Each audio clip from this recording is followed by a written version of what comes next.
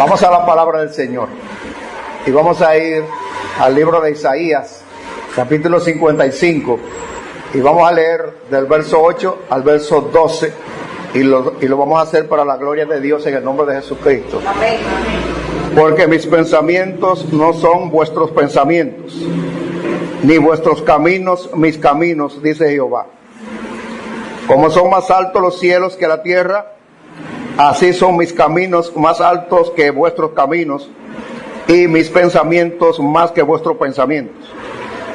Porque como desciende de los cielos la lluvia y la nieve, y no vuelve allá, sino que riega la tierra, y la hace germinar y producir, y da semilla al que siembra, y pan al que come. Así será mi palabra que sale de mi boca, no volverá a mí vacía, sino que hará lo que yo quiero y será prosperada en aquellos para que la envíe. Porque con alegría saldréis y con paz seréis vueltos. Los montes y los collados levantarán canción delante de vosotros, y todos los árboles del campo darán palmadas de aplauso. Señor, en tu palabra hay fortaleza. Amén.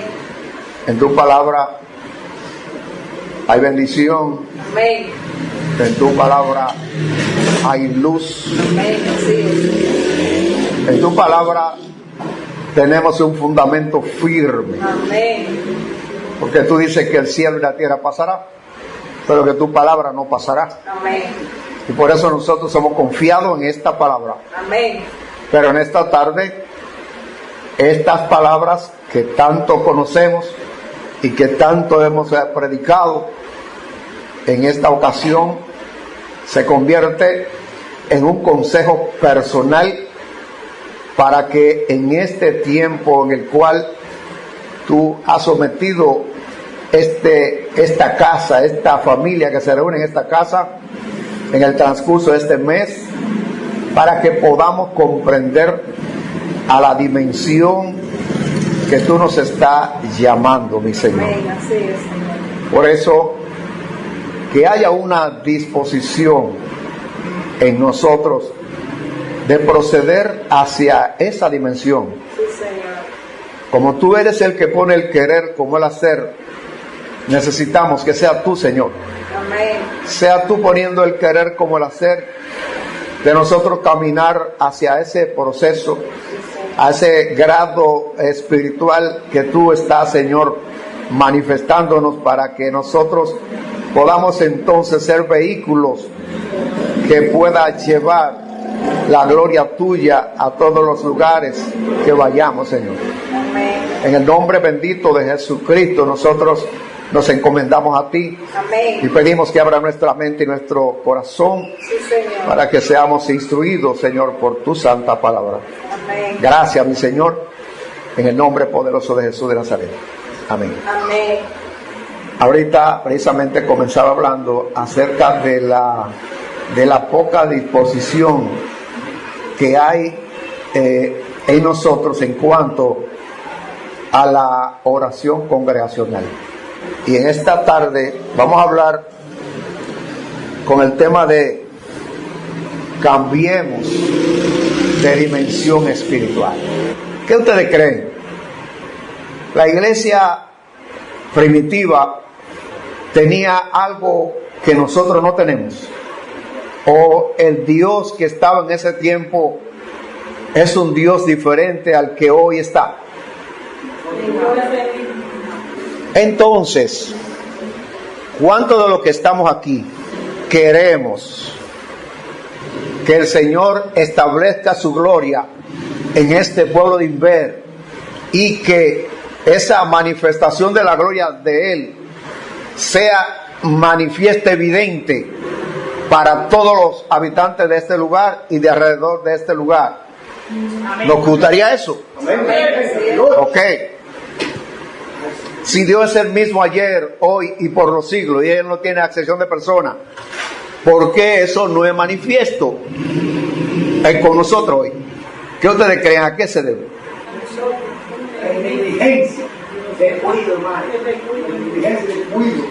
Entonces, en el transcurso de este mes, nosotros hemos tomado la decisión de estar en la casa para que el Señor pues nos ilumine, nos guíe hacia la dimensión que Él quiere que nosotros tengamos para Él llevar a cabo su propósito. Por esa razón es que debemos cambiar de dimensión espiritual. La iglesia de Jesucristo lamentablemente no ha entendido que nosotros somos celestiales. Aunque vivimos en este mundo terrenal, Él ha puesto su espíritu en nosotros para que en este mundo terrenal nosotros podamos manifestar a ese Dios invisible, a ese Dios transformador. Pero nos hemos concentrado más en lo que Dios hace en mí que en lo que Dios quiere hacer a través de mí. Y si en verdad nosotros valoramos lo que Dios ha hecho en nosotros, nosotros vamos a caminar hacia esa dimensión espiritual que Él está requiriendo para poder poner su plenitud hacedora en nosotros.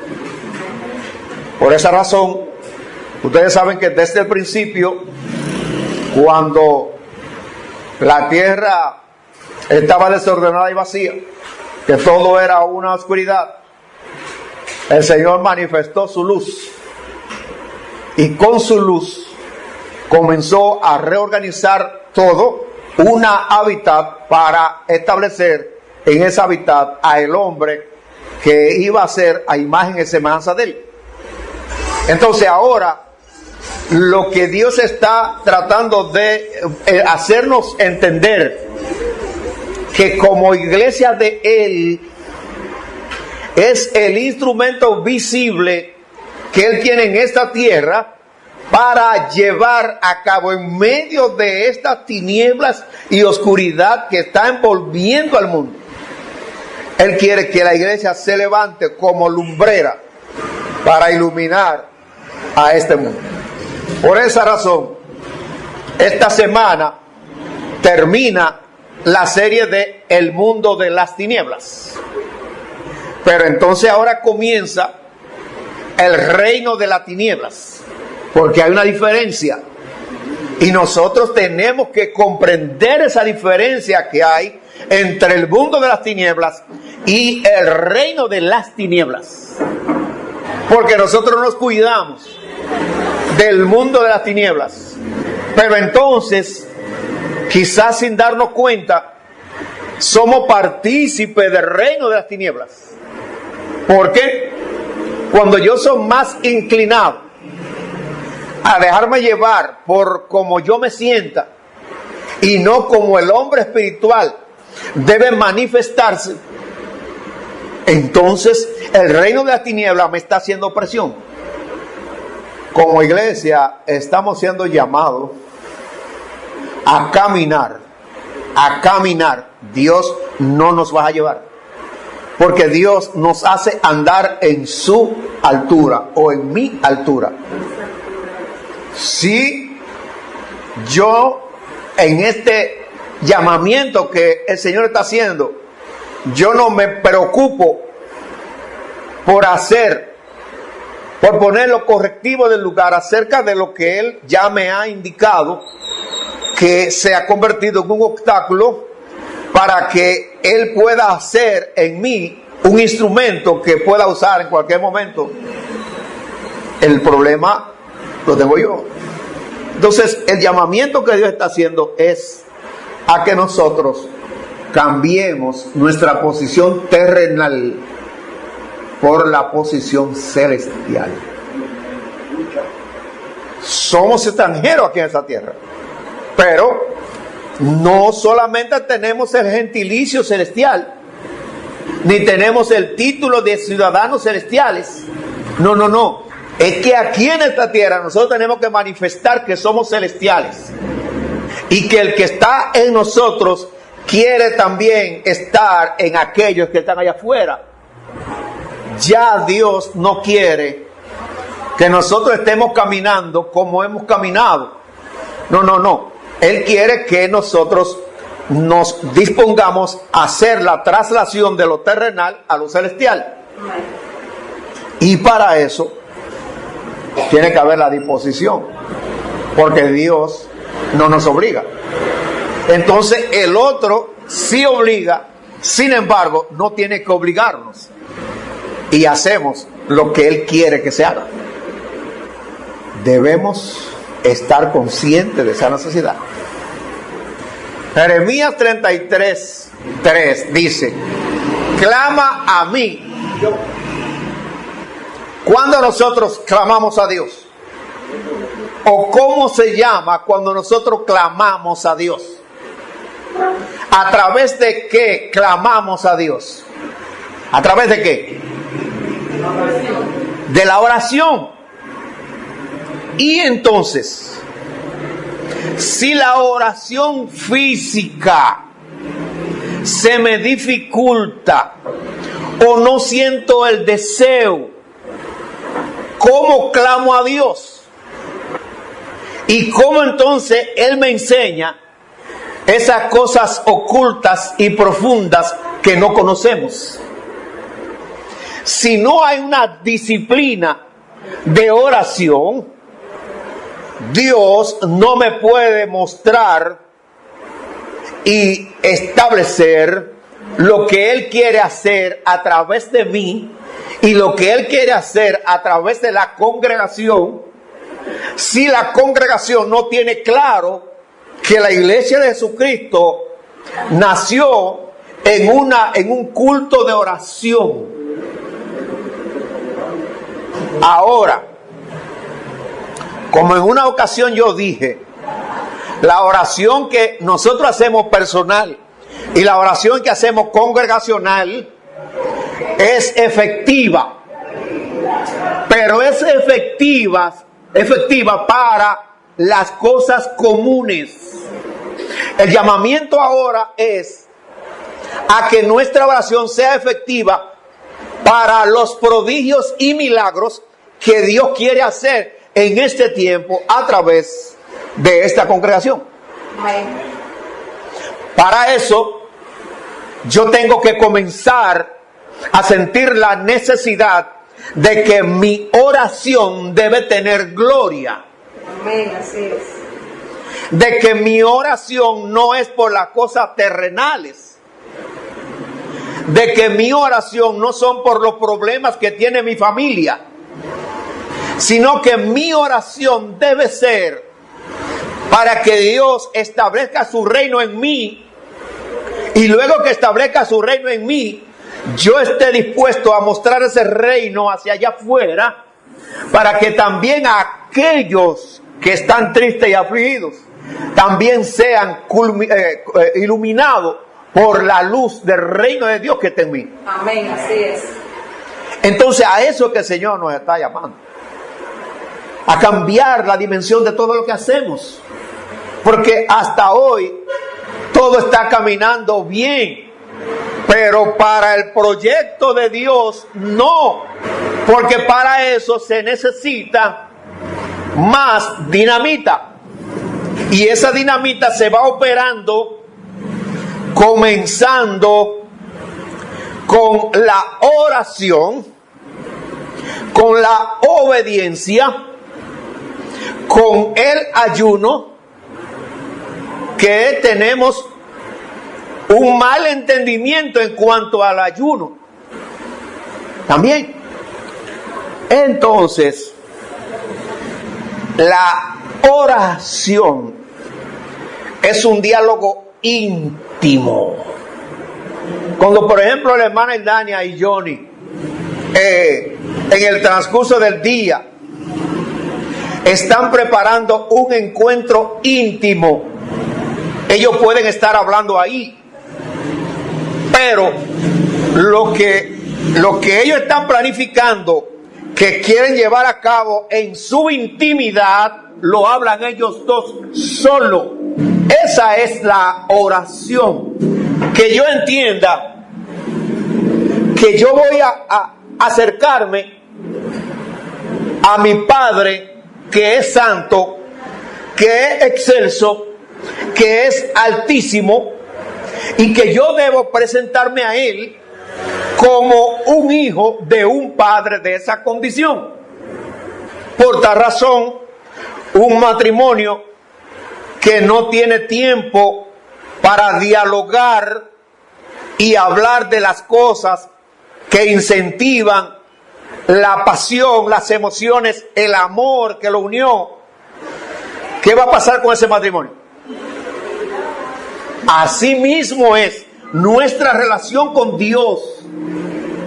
Si nosotros no sentimos la pasión por hablar, dialogar con mi Padre Celestial, si yo no tengo eso, ¿qué entonces ese Padre puede hacer por mí?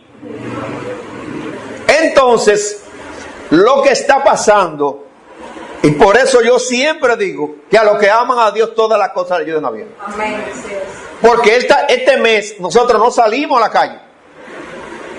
Este mes entramos al campamento porque sentimos la necesidad de que nuestra relación con Dios estaba enfriándose. De que aún nuestro ministerio personal había bajado. Y por eso entramos al campamento, para preguntarle a Él lo que yo no sé, porque podríamos estar llevando una vida moral intachable, pero negligente a nuestra intimidad con Dios. En el capítulo 2 de Apocalipsis habla de el mensaje de la iglesia de Éfeso. Le dice al pastor: tú eres tremendo, tú tienes discernimiento, tú trabajas mucho, tú haces esto, tú haces aquello, pero tengo contra ti que ha dejado. Entonces, el yo no tener a Dios como mi amor, mi primer amor, lamentablemente, el Señor, entonces, ¿qué va a hacer? Se va a echar hacia atrás. Se va a enfriar mi relación, se va a enfriar mi ministerio, se va a enfriar la iglesia, porque son un cuerpo. Amén, así es. Eso es la oración. O sea, el Señor está manifestando que para el proyecto de hoy, se necesita que haya en nosotros dimensión celestial mayor. Porque una oración por un enfermo es sencilla, pero una oración de reprensión no. Y a lo que nosotros nos vamos a enfrentar, es al reino de las tinieblas de frente. Y para eso, la dimensión espiritual que tenemos no nos alcanza. Y por eso, porque no nos alcanza, el Señor nos ha invitado al campamento para que caminemos hacia esa dimensión espiritual donde nosotros podamos entrar al mismo infierno y allí en el mismo infierno reprender al diablo. Por eso, el ayuno es otra cosa que tenemos que subir de dimensión. No solamente debe ser que vamos a un lugar y no vamos a comer. También necesita calidad. El capítulo 58 de Isaías dice Dios mismo cómo mi ayuno es efectivo. Verso 4 al 8 dice, ¿cómo dice? He aquí que para contiendas y debates ayunáis, y para herir con el puño inicuamente. No ayunéis como hoy, para que vuestra voz sea oída en lo alto. Es tal el ayuno que yo escogí, que le di a pie el hombre su alma, que incline su cabeza como junco y haga cama de silicio y de ceniza? Llamaréis esto ayuno y día agradable a Jehová. ¿No es más bien el ayuno que yo escogí? Desatar las ligaduras de la impiedad, soltar las cargas de opresión y dejar ir libres a los quebrantados y que rompáis todo el yugo. Hasta el 6 me dijo. Sí, fíjese lo que Dios está diciendo a Israel, que tenía la costumbre de hacer ayuno religioso. Sin embargo, su testimonio delante de los demás y delante de Dios destruía ese ayuno. El ayuno nosotros lo vemos como un sacrificio, no lo es. El ayuno es como que yo voy a estar ahí en intimidad con mi Padre Celestial, que Él me quiere mostrar cosas que yo no veo, para entonces Él manifestarla a través de mí. Pero comúnmente entendemos el ayuno como que no vamos a comer ese día. No. El ayuno es un momento parecido a la oración. Es un momento de gratitud, de agradecimiento a Dios. Yo me salgo de este mundo ahora para entrar al mundo celestial, estar con mi Padre Celestial. Así el ayuno. Entonces, debemos subir la dimensión de nuestro ayuno.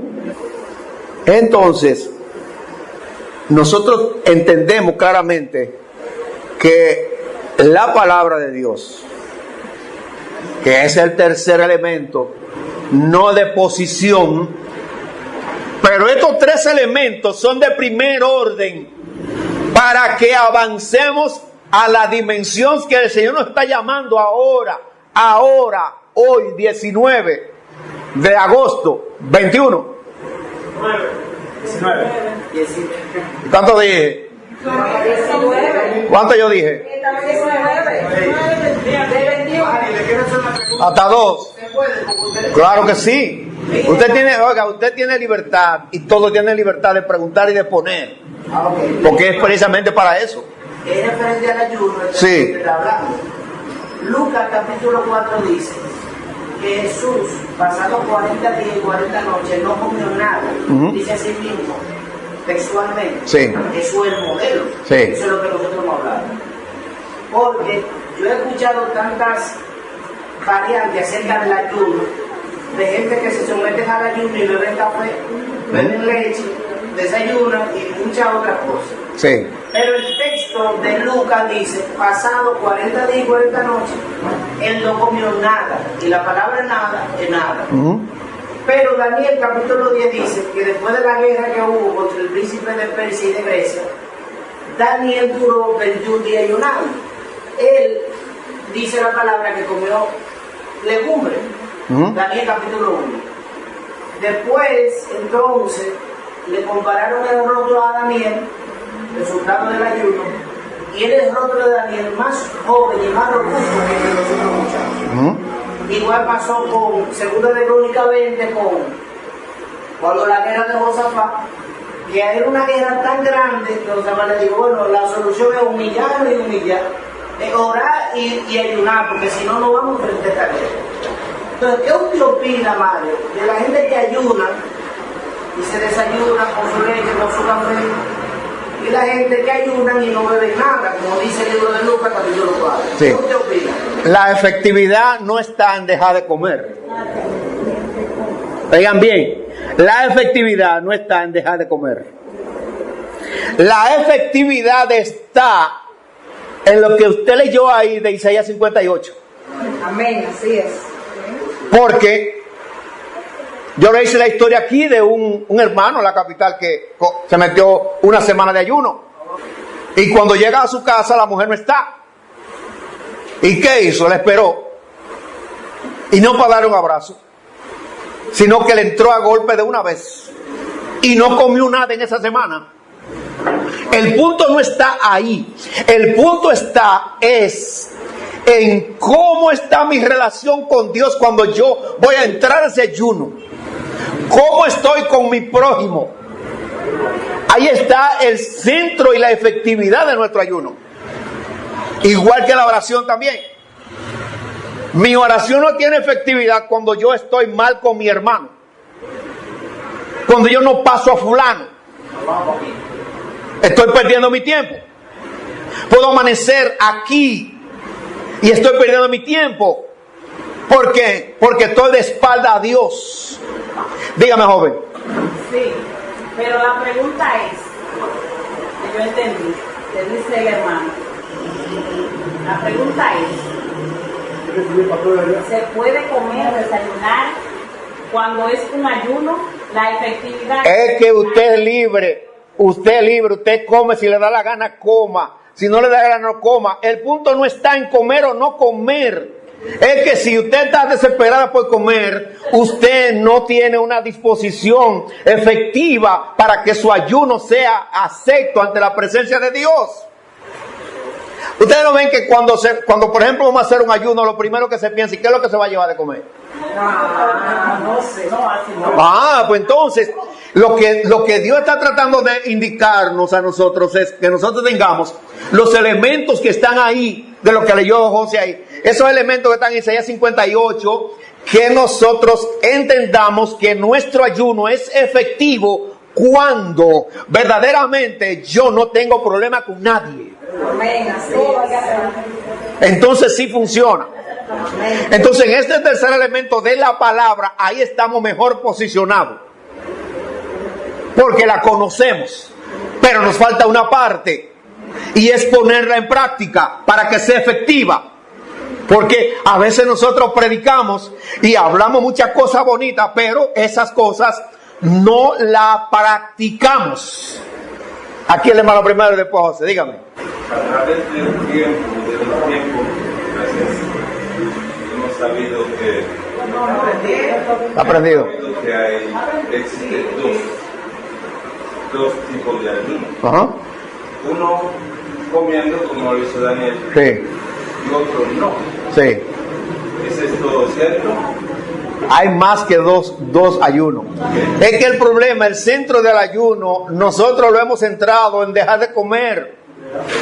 Es que Israel, no había un pueblo que ayunara más que Israel. Duró 70 años ayunando y el Señor le dijo, ese 70 años ustedes ya ayunaron para mí. No, ustedes perdieron su tiempo.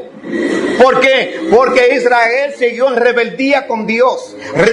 Siguió metido en la idolatría. El punto no es el clase de ayuno. Hay tres clases de ayuno bíblico. Hay tres clases de ayuno. Entonces yo tengo que entender que el ayuno espiritual, que es el efectivo, es aquel que yo lo hago teniendo los elementos que se acabaron de leer en Isaías 58. Ahí es el punto clave. Entonces yo tengo que entender eso, porque a veces se dice el ayuno de Daniel. Yo voy a hacer el ayuno de Daniel. Sí, dura los 21 días. Sí, pero ¿cómo tú entraste a ese ayuno? ¿Estaba bien con tu hermano? Entonces, ahí no es el punto. El punto es en la efectividad espiritual. Es que todo lo que yo haga debe tener el sello, el ADN de Dios. Ahí es donde está la efectividad. ¿Cuánta gente dejan de comer y duran 20 días sin comer? ¿Y esa es la efectividad del ayuno? No. Ahora, los que tienen preocupación por la comida, entonces no ayunen. Porque si yo no puedo ayunar y ese tiempo que yo lo cogí de ayuno se me preocupa a mí el hambre, entonces no ayune. Pero se le está diciendo a usted que usted, lamentablemente, su vieja naturaleza todavía es su gobierno. Dígame. Mario, mire, es igual que el tema de la oración. Un poquito de silencio. Es igual que el tema de la oración que usted estaba mencionando. Que es, yo oro, pero soy una persona que vive incómoda, soy intransitable, conmigo no se puede hablar, vivo aburrido. Entonces eso desdice de que tú en realidad oras. Porque una persona que vive en oración y en comunión con el Espíritu Santo es una persona dócil, es una persona de paz, es una persona que es fácil de llegarle. Entonces, como usted acaba de decir, el ayuno es apartarse. Pero yo he escuchado locura, aparte de lo que dice Lucas 4, que él no comió nada, pasando los cuales tuvo hambre. Sí. No es que usted se jarte siguiendo la secuencia de la enseñanza suya, yo sé lo que usted está tratando de explicar. Pero en efectividad es apartarse y usted salir con evidencia de que verdaderamente ese ayuno le fue efectivo. Pero no me diga usted a mí que usted está ayunando y usted está orando y usted es el que más problemas da en la iglesia. O usted es el que menos entiende la visión, o usted es el que menos quiere trabajar en la obra. Yo no sé si o que sigue siendo la misma persona. O no hay cambio, porque es que debe de operarse un cambio en la persona que vive constantemente buscando la presencia de Dios. Por eso es, un cambio. mira, por eso es que yo, con esa cuestión de la manifestación del Espíritu, que yo, ¿cuánto? No, cuidado. Cuidado. Una persona que tiene esa visitación del Espíritu Santo no es la misma. Al otro día, no, después que termina esa situación, no es la misma persona. Si es la misma, eso fue emocional. El hermano Orlando. Sí, dale, no. Sí. Ese hermano, que usted dijo el domingo, que duró una semana, y cuando llegó a la casa, tuvo problemas con su esposa. Sí. Igual de ese mismo verso que leyó nuestro hermano José, pero en otra lengua, en la nueva traducción viviente. Dice así, Isaías 58:4. ¿De qué les sirve ayunar si siguen con sus peleas? Con esta clase de ayuno nunca lograrán nada conmigo. Ustedes se humillan al hacer pertinencia por pura fórmula, inclinan la cabeza como caña en el viento, se visten de tela áspera y se cubren de ceniza. ¿A eso se llama ayunar? ¿Realmente creen que eso agrada al Señor? No. Esta es la clase de ayuno que quiero. Pongan en libertad a los que están encarcelados juntamente. Oye, arregla tu problema. ¿Tienes problema con alguien? Ve a ponerte al día con él. No te metas al ayuno sin eso, Va a perder tu tiempo. Alivien la carga de los que están trabajando para ustedes. Dejen en libertad a los oprimidos y suelten las cadenas que están atadas a él. Entonces, todo eso yo tengo que hacerlo para que mi ayuno sea efectivo. Puede ser de un día. Un ayuno hecho con esa regla que tiene Dios ahí, de un día, es más efectivo que un ayuno de una semana sin esa regla. Entonces, de aquí en adelante, cada ayuno que hagamos, debemos saber que no podemos seguir siendo la misma persona. No porque yo se lo diga. No porque yo se lo diga, sino que ese ayuno es que usted tuvo ese encuentro personal con Dios y el Señor le indicó a usted cuáles son las áreas que todavía no han sido tratadas por Él. Y usted proceder entonces a entregársela. Señor, ayúdame, mira, yo esto no lo puedo, yo no tengo la fuerza para dejarlo, pero si usted me ayuda yo puedo, y Él lo hace. Entonces nosotros vamos a ver la gloria de Dios manifestada, no solamente aquí en esta casa, sino hasta allá afuera. Y es ahí que el Señor nos está llamando. Ahora, vamos a entender este consejo que el Señor le hace a Israel, que comienza diciéndole en Isaías 55, el verso 8, porque mis pensamientos no son vuestros pensamientos, ni vuestros caminos mis caminos, dice Jehová. Eso quiere decir, tú no estás en la dimensión del Eterno. Por tal razón, no puedes recibir del Eterno. Para recibir del Eterno, Él nos regaló la mente de Cristo. Donde nosotros planificamos todo es en nuestra mente. en nuestra mente. Pero en la mente de Cristo nosotros no planificamos nada. Porque quien planifica y pone el querer como el hacer es Él en esa mente espiritual. Amén, así es. ¿Por qué no entendemos a Dios? ¿Por qué cuestionamos a Dios? Por esa razón, porque no estamos sintonizados a la frecuencia de la mente de Dios. Y la mente de Cristo es la mente de Dios en el creyente. Cuando el creyente tiene la mente de Dios, la mente de Cristo en funcionamiento, es un creyente que sabe lo que hay que hacer, no hay que mandarlo. Y se cuida él como siervo de Dios, pero también cuida sus acciones dentro de la congregación.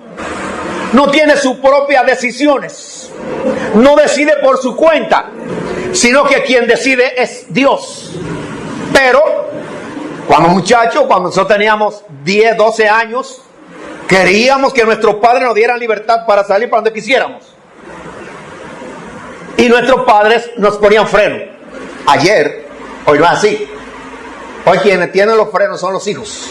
Son los que tienen el control. Con Dios no es así como vivimos hoy. Con Dios es como Él diga.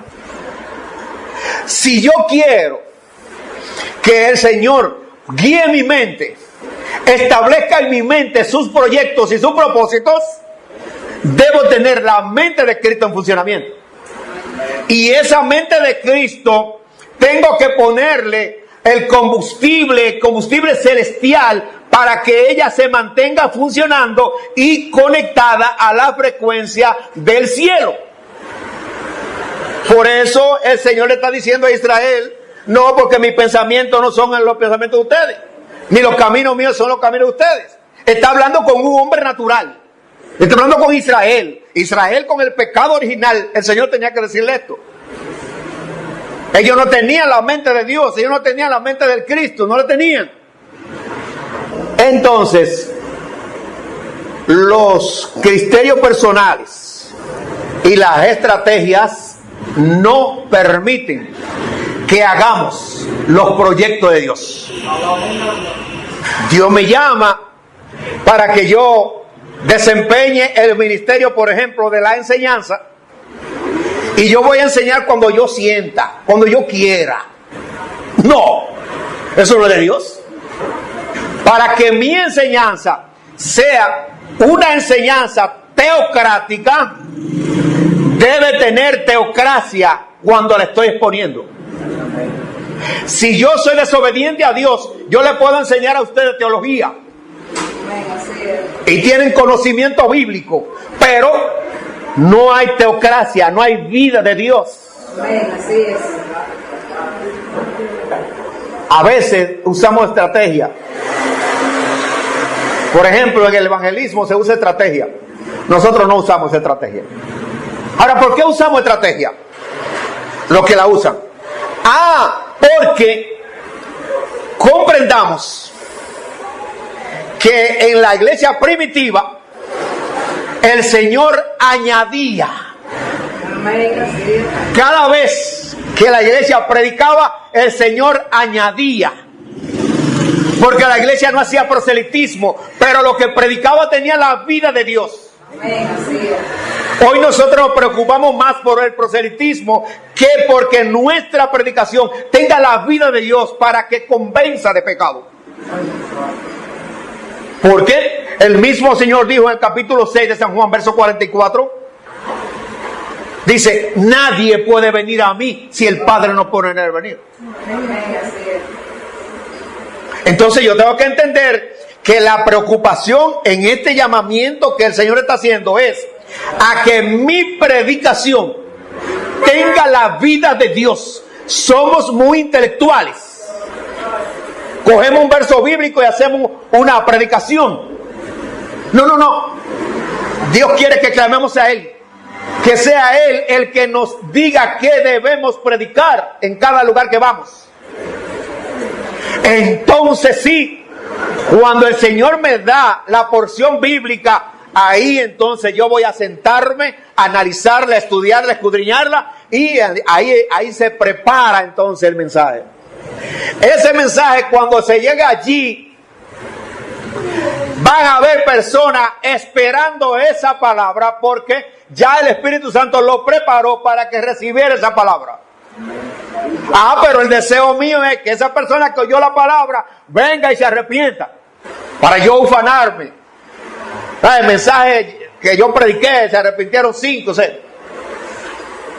Por eso Dios no lo hace.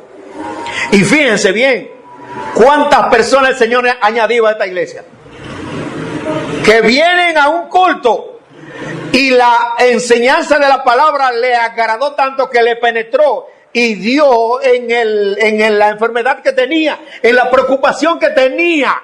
Gloria a Dios. Y esa persona vuelve y luego da el paso para ser parte de la familia. Así es la preocupación nuestra, a que nuestra administración tenga la vida de Dios.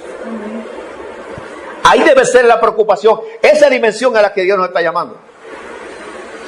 No a que nosotros hagamos lo que hace la tradición. Un culto, entonces, hermanos, invite a los amigos a pasar. Y por eso vemos tantos hipócritas en la iglesia, porque no me arrepentí, fue que me trajeron y yo vine. Entonces Dios no quiere eso. Amén. Dios quiere que la persona sea convencida por la palabra. Amén. Pero para que la persona sea convencida por la palabra, mi palabra debe tener la vida de Dios. Amén. Para que tenga la vida de Dios, yo necesito cambiar mi dimensión en la oración, en el ayuno y en la palabra de Dios. Estamos repetitivos.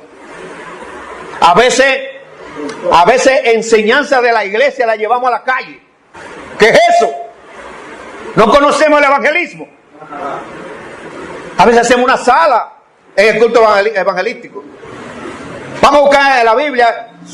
Señores, que está ahí no está pensando en Biblia, está pensando en oír lo que usted está predicando.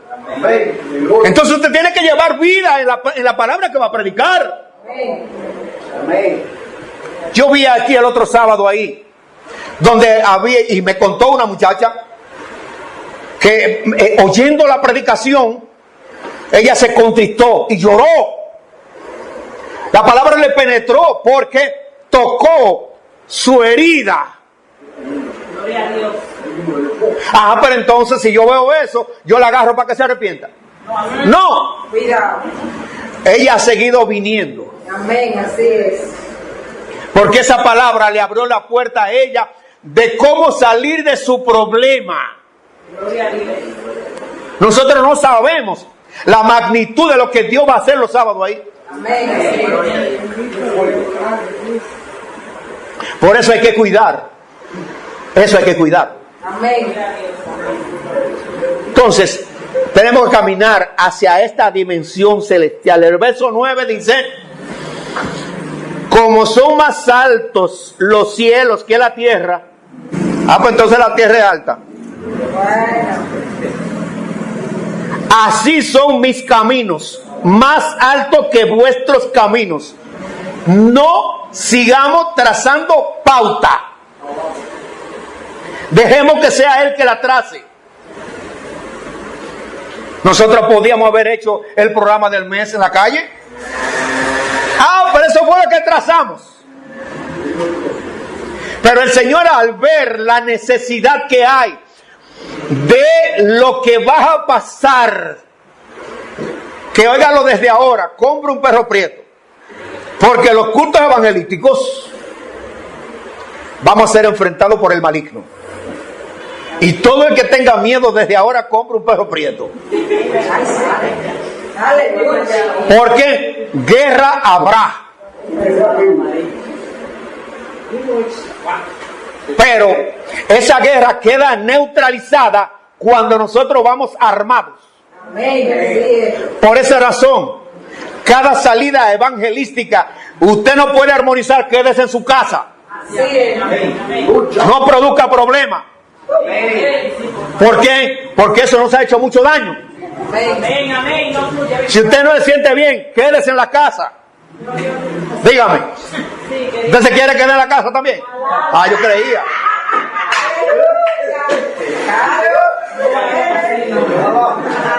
quería opinar ahí en cuanto a Quería, ya no quiere. quiero Ah.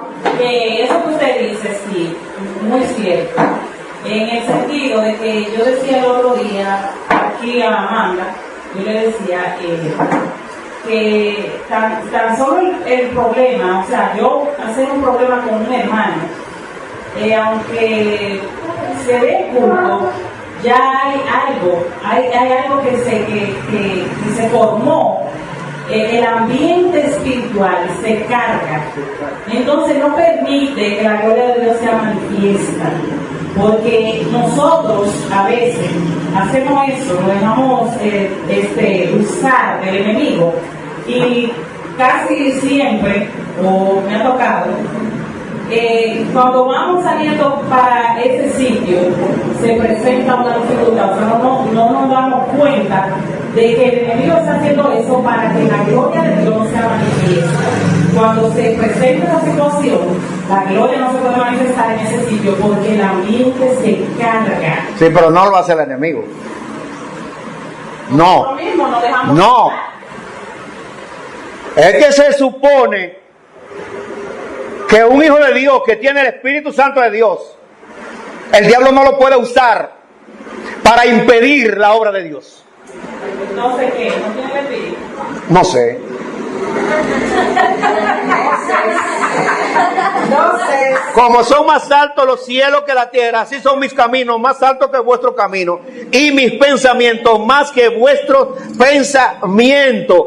Ahí entonces nosotros debemos entender que debemos hacer una transformación, un cambio de posición de lo terrenal a lo espiritual. Mire, estamos en renovación, pero dentro de nosotros, prácticamente en el plano evangelístico, está el espíritu de Jezabel, Así es. está el espíritu de Faraón, está el espíritu de Caín. Y con esos tres espíritus, el espíritu de Dios no puede actuar, Así es. porque tienen prioridad ellos, que se la hemos dado nosotros. No que ellos lo han tomado, que se la hemos dado nosotros. Entonces de aquí para allá, el que crea que tiene ese espíritu, quédese en casa. Quédese en casa, que allí le va a llegar fase. Pero fase no va a venir de parte del reino de Dios, va a venir del otro. Ahora fíjese, el proceso que tiene que operarse en nosotros, verso 10. Porque como desciende de los cielos la lluvia y la nieve, una comparación, esa comparación de cómo la lluvia llega aquí, cómo se produce la lluvia, tiene que producirse en cada uno de nosotros. La lluvia se sucede por la condensación, que pasa de gas a líquido, y luego las nubes la sueltan en gotas. Ese proceso tiene que operarse en mi vida en cuanto a la palabra de Dios. La palabra de Dios tiene que condensarse en mí para que se vuelva espíritu. Si no sucede eso, soy un doctor en Biblia, nada más, pero no produce vida, porque la letra mata, más el espíritu vivifica. Esto yo debo entender. Como ustedes tienen teléfono, ustedes buscan cómo se opera la condensación para que sepan cómo se produce la lluvia. Quiere decir que si yo recibo la palabra de Dios en el plano espiritual, esa palabra se va a condensar en mí y va a producir lluvia. Esa lluvia le va a saciar la sed a los sedientos. Por eso es que no podemos llevar agua saborizada que nosotros preparamos.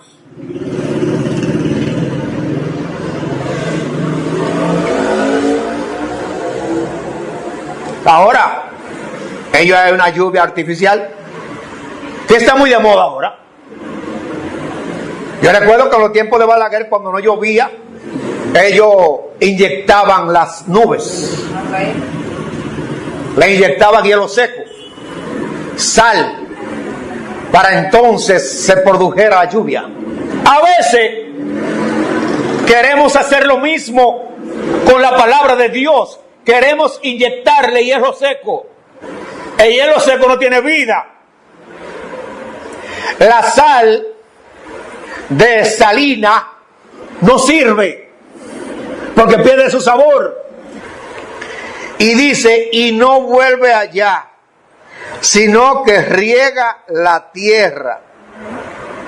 Nuestra predicación rocía las almas. Buena pregunta. Nuestra prédica moja los corazones. Si se ha producido la condensación en mí, sí. Pero si no se ha producido la condensación en mí, no. Ahora fíjense lo que ella hace. A la tierra la hace germinar. La germinación es el proceso mediante el cual un embrión se desarrolla hasta convertirse en planta. Es un desarrollo gradual que se eleva a cuando el embrión se hincha y la cubierta de la semilla se abre. Mi palabra expresada de parte de Dios debe tener simiente. Una semilla sin simiente no germina. Nuestra prédica tiene que producir germinación. La hace germinar y ¿qué también hace? La hace producir. Produce en la persona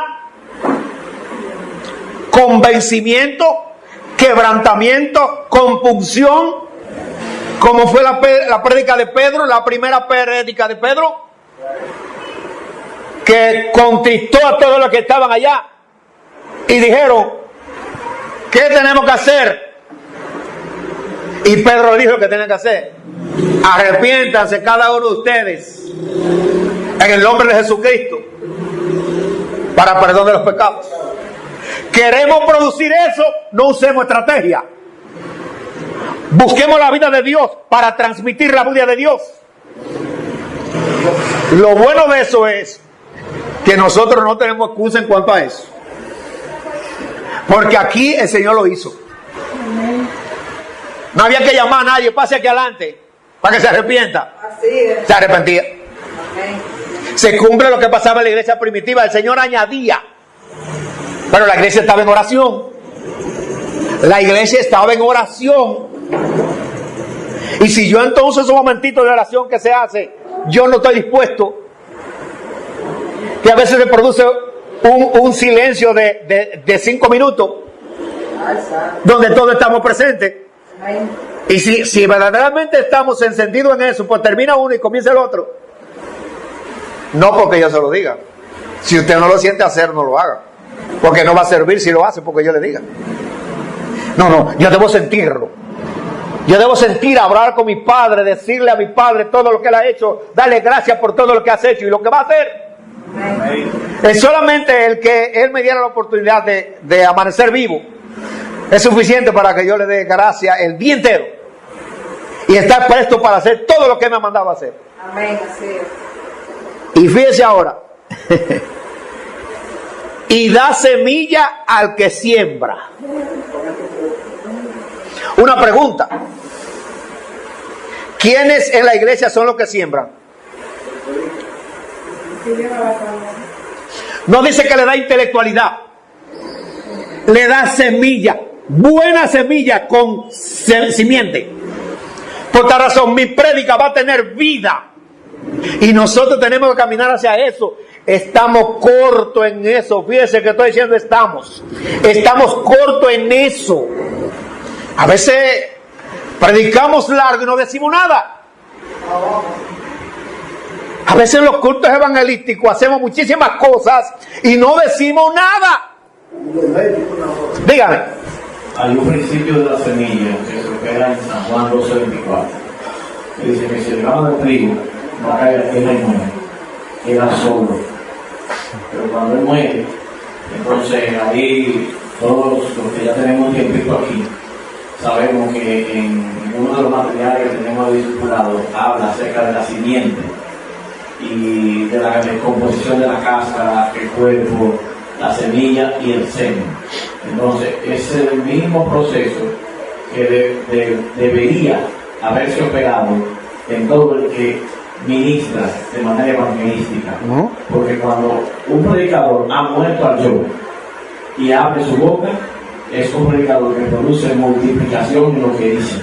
Claro que sí. Para eso nosotros tenemos que ser conscientes nosotros mismos de ver lo que el Señor nos ha señalado en estos días acerca del mundo de las tinieblas, que si la luz que hay en nosotros es tiniebla, oiga bien, ¿cuándo no será la misma tiniebla? Entonces yo debo tomar en cuenta, en lo personal, mientras usted predica, yo estoy pensando ahí, Señor, ¿cuáles son las tinieblas que hay en mí? Que yo tengo que permitir que seas tú quien la disipe, yo entregártela. Porque si yo abro mi boca en cualquier escenario y yo estoy lleno de tinieblas, no he muerto como trigo, porque ya ahí está la aplicación que la conocemos, somos trigo, caemos, llegan, nos mueren, ahí está el Getsemaní. O sea, por palabra, instrucción, no es en nosotros, es obediencia, es lo que explicaba ayer el hermano Orlando en la predica, la obediencia traerá la manifestación de la bendición. Entonces, mientras usted predica ahí, yo solamente es que todos, ahora tenemos que analizar. He muerto yo totalmente a mi viejo hombre, gobierna en mí Cristo, o sea, se ha formado la plenitud de Cristo en esta información, porque si es así, entonces la gloria de Isaías 60 pronto se dará. Mire, es que debemos entender una cosa, y eso lo conocemos, así como está diciendo el pastor, aquí se ha hablado de manera detallada lo que es una semilla. La semilla tiene esa cáscara, por ejemplo, una semilla de habichuela, tiene una cáscara, después de la cáscara tiene una masa que se llama nucela. Esa nucela es mi yo. Si esa nucela no se pudre, no puede la simiente germinar. Entonces el llamamiento es a que si verdaderamente nosotros queremos que el Señor nos dé semilla, buena semilla, que es la palabra de Dios, y ahí nosotros no tenemos duda. Una pregunta: aquí nosotros necesitamos, recibimos palabra viva de Dios. No hay excusa. Sabemos lo que hay que hacer. Ahora, la segunda pregunta es: ¿tengo simiente? Porque si no hay simiente, la nucela es la que va a gobernar. Y yo voy a actuar a mi manera. Y así no podemos entrar a la dimensión que el Señor nos está llamando para Él manifestar su gloria. Da semilla al que siembra y dice pan al que come. ¿Cuáles son los que tienen hambre allá afuera? Lo que le falta a Dios. Pero si yo no tengo semilla, no voy a poder darle pan, porque esa semilla hay que molerla para producir harina, y después de esa harina es que viene el pan. El pan es lo que le llevamos allí afuera. Pero si nosotros no llevamos pan, dejamos a la persona hambrienta. Y no llevamos pan porque no somos semilla. En el capítulo 9 de Romanos, capítulo 9, versos 6 al 8, No se apure que estamos terminando, nada más falta acabar. Dice Romanos 9, 6 al 8. No que la palabra de Dios haya fallado, porque no todos los que descienden de Israel son israelitas. Mire, mi hermano, eso a mí tiene que preocuparme. Que no todos los que son de Israel son israelitas. Que no todos los que estamos en el camino de Dios somos de Dios. Mire, mi hermano, eso tiene que preocuparme. Eso no debe dejarme dormir esta noche. Eso tiene que convertirse en un redarguir cuando yo me acueste. Señor, ayúdame.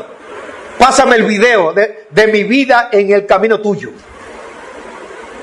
A ver si yo soy israelita. Entonces, tiene que haber un cambio de dimensión en todos los sentidos. Verso 11. Así será, futuro. Así será mi palabra. Está hablando Dios. Está hablando Dios. Así será mi palabra que sale de mi boca. Mi hermano, la prédica sin vida se hace con la Biblia. No es con otro libro. Quiere decir que en la Biblia hay mensajes que dan vida y mensajes que producen muerte. Y el mensaje que produce muerte es el que no tiene la vida de Dios. Por eso hasta nos pueden aborrecer en el lugar que vamos. Porque lo que fuimos fue a llevar condenación. Ahora, para yo percibir la palabra que sale de mi boca, está hablando del verbo. Para que el verbo pueda fluir, él debe estar en mí. Si no está en mí, mi prédica no va a manifestar el verbo. Puede ser muy sofisticado y muy elocuente, pero no tiene la vida de Dios. Por eso, nuestra predicación tiene que venir de Dios, no de mi intelecto. No es como a veces se dice, Señor, quita mi intelecto. No, porque mi intelecto es el canal que el Señor va a usar para administrar su palabra. Ahora, lo que yo no puedo permitir que mi intelecto sea el que se interfiera para yo hacer y decir lo que yo diga, no lo que dice Dios. Primera de Corintios, capítulo 2, versos del 2 al 5. Si alguno está cansado, tiene libertad. Primera de Corintios, capítulo 2, versos del 2 al 5. Pues me propuse no saber entre vosotros cosa alguna, sino a Jesucristo y a este crucificado. Fíjese lo que dice Pablo. Lo único que yo quiero saber es a Jesucristo y a él crucificado. No dice resucitado. Quiere decir que entonces yo debo estar crucificado conjuntamente con él, para que los humos no se me suban a la cabeza. Y sigue diciendo: y estuve entre vosotros con debilidad y mucho temor y temblor, y ni mi palabra ni mi predicación fue con palabras persuasivas de humana sabiduría, sino con demostración del Espíritu y de poder. El punto clave no es en la elocuencia, sino es en el poder de Dios. Así es. Porque el reino no es palabra, El poder. eso yo debo entenderlo. Ahora mire Jeremías capítulo 23. Sí, léalo. Dice: para que vuestra fe no esté fundada en la sabiduría de los hombres, sino en el poder de Dios. Por esa razón es que hay personas que siguen hombres, porque ese hombre le enseñó esa doctrina y esa es la que él cree. Pues sí. Jeremías 23, 30 al 32. Dice así. Por tanto, he aquí que yo estoy contra los profetas, dice Jehová, que hurtan mis palabras cada uno de su más cercano. Dice Jehová, he aquí que yo estoy contra los profetas que endulzan sus lenguas y dicen, él ha dicho. He aquí, dice Jehová, yo estoy contra los que profetizan sueños mentirosos y los cuentan y hacen engañar a mi pueblo con sus mentiras y con sus dishonras. Y yo no los envié ni les mandé, y ningún provecho hicieron a este pueblo, dice Jehová. Yo entonces debo entender que debo tener mucho cuidado con yo decir, Dios me dijo. Para eso, yo debo entonces tener la tutela de Dios para que me haga discernir cuando el profeta dice una palabra, dice de parte de Dios, yo saber si verdad es de parte de Dios, porque la Biblia me da a mí los instrumentos para comprender si esa palabra sale de la boca de Dios o no. Y eso en este tiempo hay que tener mucho cuidado. Mucho cuidado hay que tener en estos tiempos. Eso dice que no volverá a mí vacía. La palabra que tiene la vida de Dios taladra. Al que la oye, lo taladra. Entonces, yo debo comprender que la palabra dice, sino que hará lo que yo quiero. Claro, porque si Él me da esa palabra, es porque Él va a llevar a cabo lo que Él va a hacer. Ahora, si las palabras son mías, Dios no va a hacer nada. Y dice, será prosperada en aquello para la que lo envié. Esto nos lleva a nosotros a entender que nuestro trabajo evangelístico debe tener el ADN de Dios para que cuando nosotros vayamos a un lugar sea una visitación de parte de Dios. No es para hacer un molote, sino es que mi predicación tenga la vida de Dios para que ella entonces produzca el efecto para el cual el Señor la envió a ese lugar. Porque cuando nos toca una predicación en un barrio, en un campo, y nosotros buscamos la dirección de Dios, ya Dios tiene preparado las personas que esa palabra lo va a taladrar. Dígame. Mario, al leer el verso 29, porque usted empezó desde el 30, dice, no es mi palabra como fuego, dice Jehová, y como martillo que quebranta la piedra. Esa es la palabra. Dice que es como fuego. Y nosotros sabemos cuál es el resultado del fuego. Claro que sí. Todo el mundo tiene que respetarlo. Claro. Y dice que su palabra es como fuego y como martillo que quebranta la piedra. Debe de haber un efecto espiritual y hasta natural, dice el libro de Hebreos capítulo 4. Cuando una palabra sale de la boca de Dios por medio de un predicador. Como ustedes decían, que Dios me dijo y no pasa nada. Que Dios me habló y no sucede nada. Debe de haber una manifestación de lo que sale de la boca de Dios. Eso debemos tenerlo clarísimo.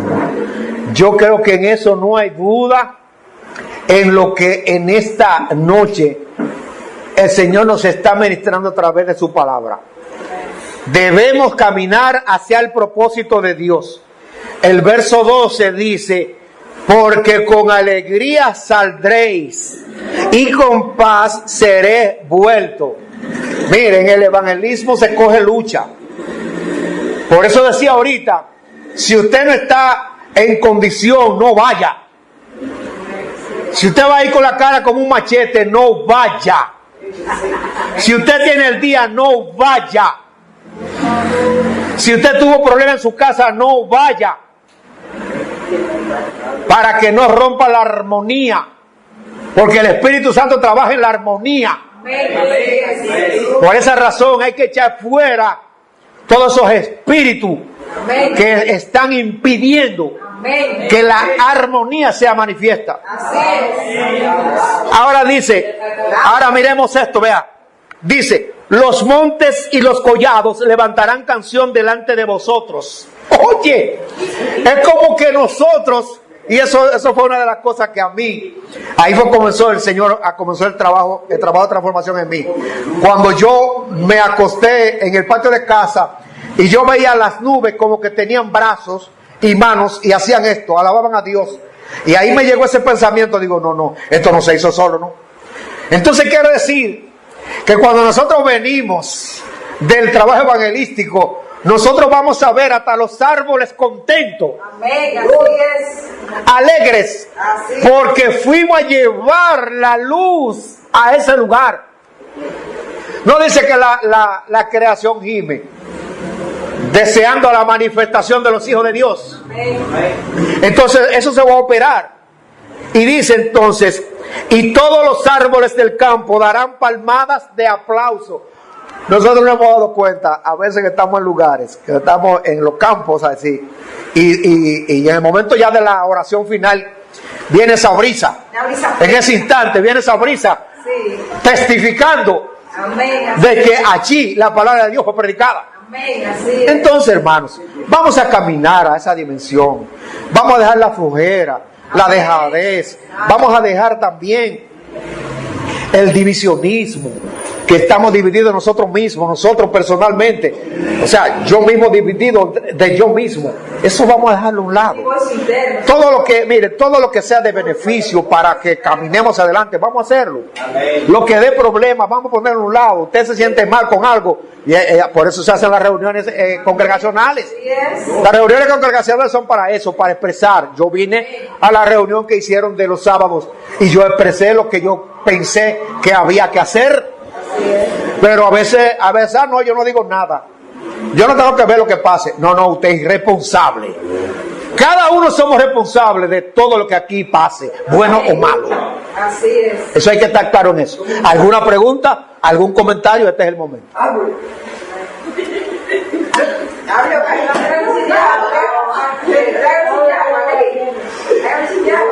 Bueno, si no hay pregunta, vamos a darle gracias a Dios. ¿O algún comentario? Ahora es el momento. Señor, gracias por tu misericordia. Gracias por tu amor. Gracias, mi santo Dios, porque ha manifestado otra vez tu amor hacia nosotros. Y nos está inquietando a que nosotros acondicionemos la casa para la visitación especial que tú vas a hacer, no solamente en este lugar, sino en todas las actividades que vamos a hacer como iglesia. Por eso, Espíritu de Dios, yo me deposito en tus manos. Yo te pido que en esta noche, en medio del sueño, tú me señales las cosas que yo no me doy cuenta y que son impedimentos para que tú lleves a cabo tu obra en esta congregación. Espíritu de Dios, Espíritu Santo de Dios, tú que me testificas cada día que soy tu hijo, necesito que tú me escudriñes, que tú me examines y tú me señales todas las cosas negativas que hay en mí, que han sido obstáculos y son obstáculos y serán obstáculos si tú no me las señalas. En el nombre de Jesucristo, quiero ser un árbol bueno que fructifique a su tiempo y fuera de tiempo. Pero eso solamente lo puede hacer tú, Señor. Por eso yo te doy gracias por todo lo que tú estás haciendo en este mes. Y yo sé que mañana nos tiene un consejo mucho más profundo, porque tú estás preocupado para que nosotros hagamos los arreglos necesarios para convertirnos en una lumbrera, no solamente aquí en Inver, sino en este país. Gracias por cada hermano y hermana que ha venido esta noche, y aún aquellos que están a la distancia. Bendícela con toda la bendición del cielo, y que estas palabras en esta noche no lo dejen dormir, señalando dónde están las áreas que deben ser tratadas por ti. Gracias, mi Señor. En el nombre de Jesucristo te damos gracias. Amén. Gracias y paz, y nuestro pastor.